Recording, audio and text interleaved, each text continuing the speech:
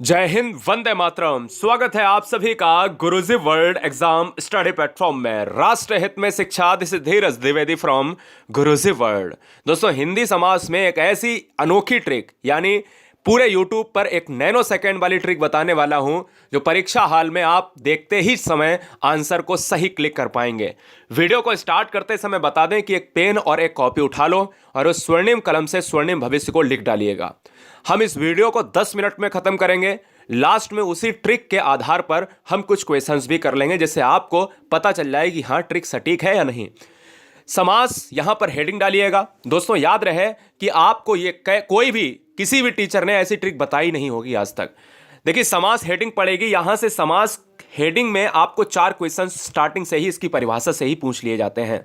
फिर हम चलेंगे दोस्तों ट्रिक पर। ठीक है, तो देखिएगा, समास को क्या कहते हैं तो ये जान लीजिएगा कि समास संक्षिप्तीकरण ही समास है, यानी जो संक्षेप है वही समास है। पहला क्वेश्चन। दूसरा, एक स्टार बना के लिख लीजिएगा कि दो या दो से अधिक शब्दों के परस्पर संबंध बताने वाले शब्दों को क्या कहते हैं। तो यह भी क्वेश्चन आया है। जब भी दो या दो से अधिक वर्ण मिलते हैं तो दोस्तों संधि बनती है, और इसीलिए हमने इसको रेड कलर करके रखा है। याद रहे, जब वर्ण मिलेंगे तो संधि बनेगी। संधि आंसर ढूंढिए ऑप्शन में, और जब शब्द मिलेंगे तो आप समास ढूंढिएगा। यानी दो या दो से अधिक शब्दों से मिलने से समास बनता है, और जब वर्णों के मिलने से बनेगा तो वो संधि बनेगी। Doubt clear? कोई डाउट ये आपको क्लियर नहीं कर पाएगा, किताबी ज्ञान तो कतई नहीं क्लियर कर सकती। ठीक है ना। समास के भेद कितने होते हैं ये सब जानते हैं, नहीं पता है तो लिख लीजिएगा 6 भेद होते हैं। और याद रखिए, एक और पॉइंट यहां पर बढ़ाइएगा। 4 क्वेश्चन मैंने बताया, तो समास का जो विलोम होता है वो बेटा क्या होता है? व्यास होता है। ये भी यहां से आपको जानने चाहिए। समास के भेद अगर 6 होते हैं तो कौन से होते हैं, जो हम ट्रिकी वे में पढ़ने वाले हैं, 1 नैनो सेकेंड में पढ़ने वाले हैं। पहला है द्वंद्व समास, दूसरा है द्विगु समास, तीसरा है तत्पुरुष समास, चौथा है कर्मधारय, पांचवा है अव्ययी भाव, और लास्ट वन छठा है बहुब्रीहि समास। दोस्तों, यही समास एग्जाम में आएंगे, इससे ज्यादा आएगा नहीं। याद रहे, यहां पर सबसे पहला जो है आपको डालना है हेडिंग द्वंद्व समास। द्वंद्व समास क्या है, कैसे इसको एग्जाम हाल में बहुत आसान तरीके से हम लॉक करेंगे।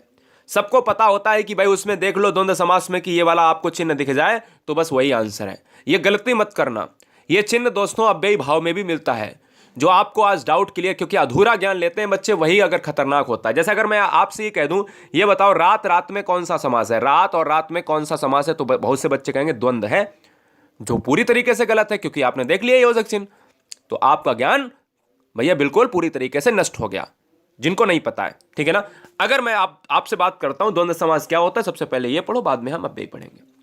जिस समास में पूर्व पद और उत्तर पद दोनों ही प्रधान होते हैं, मतलब क्वेश्चन यहीं से बनता है, बहुत बार बना है, इस बार भी बनेगा।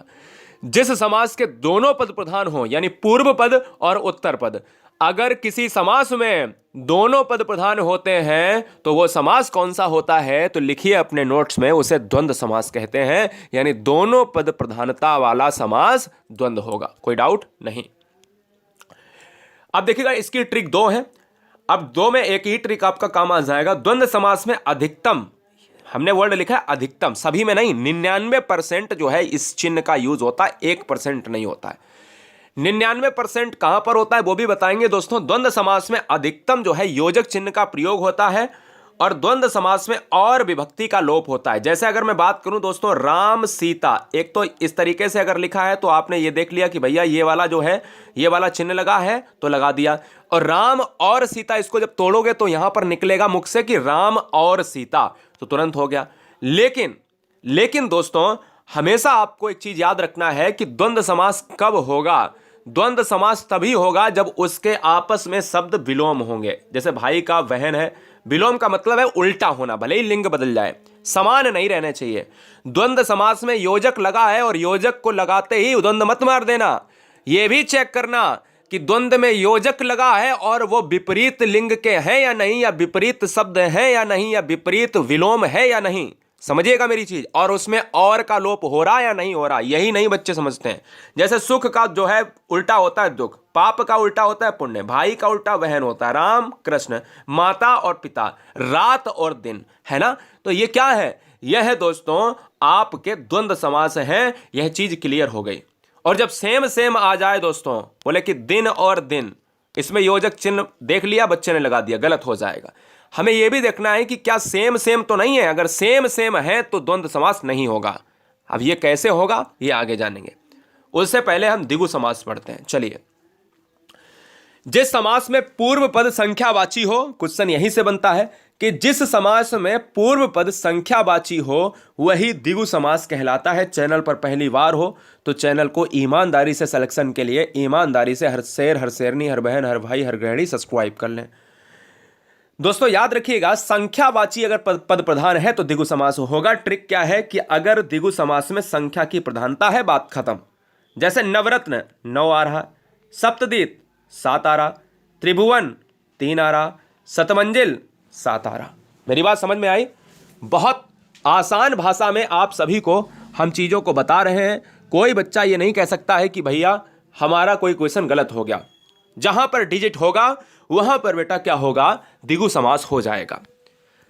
कर्मधारय, कर्मधारय क्या है? चलिए कर्मधारय पढ़ लेते हैं और फिर आपको बताते हैं वो दिन दिन और रात रात वाला जो योजक चिन्ह वाला समस्या थी वो कहां पर आपको लगानी है, वो भी डाउट क्लियर करेंगे। कर्मधारय समास क्या होता है? कर्मधारय समास हर क्वेश्चन की परिभाषा, हर समास की परिभाषा से एक क्वेश्चन पूछा जाता है जो बच्चों को पता होना चाहिए। वीडियो लाइक जरूर कर लेना अगर अच्छा लग रहा हो, और नहीं अच्छा लग रहा है तो मस्ती से पढ़ते रहो। जिस समास में पूर्व पद विशेषण होता है उत्तर पद विशेष से होता है। अब आपको समझी में नहीं आएगा क्योंकि यही तो किताब में लिखा है। याद रहे, जो समास किसी शब्द की विशेषता बताए, हमेशा एक ट्रिक याद रखो अपने दिमाग में कि कोई भी समास आपसे पूछा जाए तो उस शब्द को, जैसे काली मिर्च है, उस शब्द को तोड़ लो 2 भागों में। काली प्लस मिर्च, भले ही ना टूटे फिर भी तोड़ लो अपने मन से, भले ही ना टूटे। जैसे पीछे हमने समास पढ़ाया तो जैसे बोला नवरत्न, 9 तोड़ लिया और रत्न तोड़ लिया। कितने रत्न है? 9। संख्या आई है, बोले द्विगु समास हो जाएगा। समस्या क्लियर हो गई। ऐसे ही कोई भी शब्द आपके सामने आए तो उसको तोड़ लो। यानी क्वेश्चन में पहला तो परिभाषा आप याद कर लीजिएगा कि अगर किसी समास में विशेषण पद प्रधान है तो कर्मधारय होगा, अगर किसी समास में विशेषता बताई जाती है तो कर्मधारय होगा। अब ट्रिक देखिएगा, विशेषता बताने वाले को कर्मधारय कहते हैं, यही ट्रिक है। अब बोले सर कैसे पहचानेंगे? मैंने कहा शब्दों को तोड़िए, लिखिए आंसर, लिखिए वहां पे क्वेश्चन लिखिए एग्जांपल में कि काली मिर्च। अब मैंने अगर लिखा भी भाई कि काली है और एक तरफ लिखा मिर्च है, क्लियर है? तो ये मिर्च कैसी है दोस्तों? काली है। ये मिर्च की विशेषता है कि वो काली है। अगर मैं पूछूं कि तुम्हारे पास कैसा कोट है या तुम्हारा कैसा रंग है, बोला कि मेरा रंग जो है सफेद है, मेरा रंग काला है, तो उसके रंग की विशेषता है कि दोस्तों वो काला है। या मैं कहूं कि रमेश जो है बहुत ईमानदार लड़का है, तो उसकी क्या विशेषता है कि वो ईमानदार है। इसी तरीके से इस मिर्च की क्या विशेषता है? लाल है, नीली है, पीली है, हरी है। तो लाल मिर्च जो है कैसी है? या तो लाल होगी, लाल मिर्च भी कहीं ना कहीं कर्मधार है, काली मिर्च भी कहीं ना कहीं कर्मधार है। इसी तरीके से कमल कैसा है? नीला है ना? तो दोस्तों याद रखिएगा, यहां पर पीतांबर को आप थोड़ी देर के लिए अभी हटा दीजिएगा। पीतांबर क्यों हटा दीजिएगा मैं बताऊंगा। चंद्रमुखी, मुख कैसा है? चंद्रमा सा। सिंपल सी बात समझिएगा, सिंपल सी बात समझिएगा। अब पीतांबर दोस्तों क्यों? पीतांबर देखिएगा, पीला है अंबर कह सकते हो, लेकिन पीतांबर जब आपके ऑप्शन में बहुब्री ना हो तब आप कर्मधारय लगाइएगा। अभी मैं बताऊंगा कर्मधारय और बहुब्री में क्या फर्क है। सबसे पहले वो आपको जो है ये वाला डाउट क्लियर कर देते हैं जो मैंने वहां पर बताया कि द्वंद्व समास में क्यों ना लगाएं। जो योजक चिन्ह वाला है ये अधूरा ज्ञान आपका खत्म करते हैं। सबसे पहले अव्ययी भाव को यहां पर हेडिंग डालिए और उसमें लिखिएगा कि ऐसा कौन सा समास है, क्वेश्चन में पूछ सकता है, ऐसा कौन सा समास है जिसका पहला पद प्रधान होता है, तो दोस्तों अव्ययी भाव हो जाएगा। क्वेश्चन की ट्रिक लिखिएगा कि प्रत्येक उपसर्ग वाला समास अव्ययी भाव कहलाता है। अब आप कहोगे उपसर्ग क्या होता है? तो शब्द के आगे जो लगता है उसको उपसर्ग कहते हैं। शब्द के आगे जो लगता है उसको उपसर्ग कहते हैं। जैसे अगर मैं बात करूं कि प्रतिदिन, तो दिन के आगे प्रति लगा है तो ये प्रतिदिन, दिन के आगे प्रति लगा है, यही दोस्तों उपसर्ग होता है। याद रहे कि दुनिया का कोई भी शब्द है तो उसको तोड़ना पड़ेगा समास के लिए। ये मैं ट्रिक बताता हूं, ये कोई आपको नहीं बताएगा। ना किताब में लिखा होगा कि शब्द को तोड़ के तब आप समास करिए, मैं बताता हूं आपको। ना कोई यूट्यूब चैनल वाला बताएगा आपको, क्योंकि आपको ऐसी ट्रिक बता रहा हूं जिससे एग्जाम में 100% में आपको सोचना ही नहीं पड़े कि अरे ये भी हो सकता है क्या, ये भी हो सकता है। 2 ऑप्शन में कंफ्यूजन नहीं, सिर्फ एक होगा, धुआं धुआं करना है उसी एक ऑप्शन को। देखिए दोस्तों, दुनिया का कोई भी आपके पास शब्द हो तो उसको तोड़ लिया करिएगा। प्रत्येक उपसर्ग का मतलब है कि आप स्थान के आगे देखिए यथा लगा है, हमने कहा आ धन जीवन, जीवन के आगे आ लगा है, आंसर क्या हो गया? अव्ययी भाव। दिन के आगे प्रति तो उपसर्ग है, अव्ययी भाव। समय के आगे यथा उपसर्ग है, अव्ययी भाव। अब एक और चीज लिखिए कि अगर अगर नोट में लिखे नीचे, अगर कोई समास रिपीट शब्द होता है, जैसे रात रात और योजक लगा है तो बच्चे द्वंद्व लगा देते हैं, कोई भी शब्द रिपीटेशन में होता है, कोई शब्द बार बार आए और उसमें द्वंद्व वाला समास का जो योजक चिन्ह है यूज हो रहा है, तो दोस्तों वो अव्ययी भाव होगा। और जब दोस्तों आपस में विलोम हो, जैसे रात और दिन, तब क्या होगा, तब ये द्वंद्व हो जाएगा। क्यों? क्योंकि आपस में विलोम। आपस में जब विलोम ना हो दोस्तों, तो याद रखिएगा, क्या याद रखिएगा दोस्तों, तो वहां पर अव्ययी भाव होगा। क्लियर है? याद रखना है। और जब रिपीटेशन में हो तो दोस्तों वहां पर आप क्या लगाओगे, आप अव्ययी भाव लगाओगे। और जब ना रिपीटेशन में हो, जब विलोम हो, तो द्वंद्व लगाओगे। ठीक है, चलिए बहुब्री समास क्या होता है। बहुब्री समास दोस्तों देख लेते हैं क्या होगा। चलिए, बहुब्री समास वो होता है कि जिस समास में दोनों पदों के माध्यम से एक विशेष तीसरे अर्थ का बोध होता है। नीचे लिखो, एक हेडिंग नोट बना के नई हेडिंग लिखाता हूं। ऐसा समास जिसका कोई भी पद प्रधान नहीं होता है, वो बहुब्री समास कहलाता है। ठीक है, याद रखिएगा। दशानन 10 मुख हैं जिसके, अर्थात रावण। ठीक है, मेरी बात समझ गए? बहुत बढ़िया। दोस्तों आप समझ गए होंगे कि कहीं ना कहीं जो समास होता है बहुब्री में, वो तीसरे पद की प्रधानता की बात करता है। तीसरा अर्थ निकलना चाहिए, जैसे उस शब्द में कुछ नहीं है। जैसे अगर हमने बात करें, फिर से मैं रिपीट कर रहा हूं, दशानन 10 मुख हैं जिसके, अर्थात रावण। दशानन में रावण का तो जिक्र नहीं है, लेकिन आनन का मतलब है कि 10 मुख हैं, तो एक ही बंदा है, और एक बंदा है वो रावण। नीलकंठ भगवान किसकी, शंकर की बात कर रहा है। नीलाकंठ है जिसका लंबा है उधर, भगवान गणेश जी। गिरधर, गिरि को धारण करने वाले, अर्थात भगवान श्री कृष्ण। इन सभी में शिव जी हुआ, रावण हुआ, या गणेश जी हुए, श्री कृष्ण। इन ये क्वेश्चन पूछा जाएगा, लेकिन क्या इसमें ये जिक्र है? नहीं है। क्या नीलकंठ में भगवान शिव का जिक्र है? नहीं है। इसको निकालना पड़ेगा, इसको भी निकालना पड़ेगा, इसको भी निकालना पड़ेगा। बहुब्री तो बहुत आसान होता है। अब दोस्तों तत्पुरुष की अगर मैं बात करूं, तो आपको मैं बता दूं, यहां पर आपको 4 यहां 5 कर लेना। ठीक है ना, छठा हो गया था, 5 कर लेना बहुब्री में। छठा है तत्पुरुष। जिस समास में पूर्व पद गौड़ तथा उत्तर पद प्रधान हो, तत्पुरुष समास कहलाता है। यानी पहला पद जिसमें पूर्व पद प्रधान होगा तो वो दोस्तों आपका अव्ययी भाव, जिसमें उत्तर पद प्रधान होगा वो तत्पुरुष। ध्यान दीजिएगा, मेरी बात ध्यान दीजिएगा। अगर क्वेश्चन में पूछा जाए पहला पद प्रधान तो अव्ययी भाव, दूसरा पद प्रधान तो तत्पुरुष, दूसरे पद को ही उत्तर पद कहते हैं। तत्पुरुष समास के 6 भेद होते हैं। एक कर्म तत्पुरुष, करण तत्पुरुष, संप्रदान तत्पुरुष, अपादान तत्पुरुष, संबंध तत्पुरुष और अधिकरण तत्पुरुष। क्वेश्चन में यहीं से पूछा जाता है। तत्पुरुष थोड़ा सा आपको कठिन लगता है जब क्वेश्चन में ये पूछ देता है कि ये बताओ रोगग्रस्त में कौन सा समास है। ठीक है ना, और ऑप्शन में आपको ये 4 ऑप्शन दे देगा, इनमें से है तो तत्पुरुष, लेकिन कौन सा तत्पुरुष है। अगर आपसे कह दे कि रोग मुक्त में कौन सा समास है, तो भैया दिक्कत है।